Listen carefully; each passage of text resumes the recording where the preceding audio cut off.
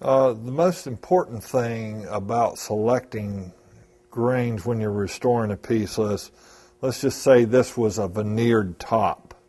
And say you had a bad piece of veneer right in here and you wanted to match this up as closely as possible. Well, this is a ribbon mahogany, so you want to go with something that is still a ribbon mahogany. And then you want to try and find a color that's pretty close to being in there.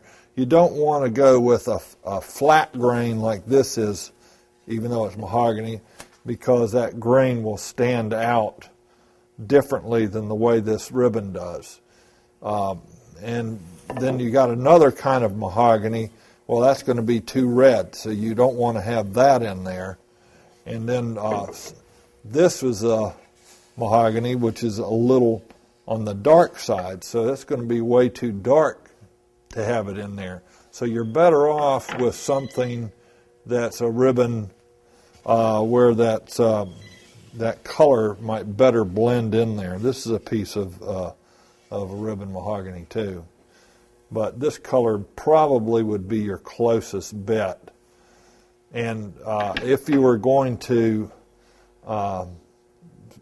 repair an area, let's just say you had a little spot right in here that needed a veneer, then you're going to want to do something where it's shaped like a triangle and then another triangle. Don't ever just have a triangle and then come straight across.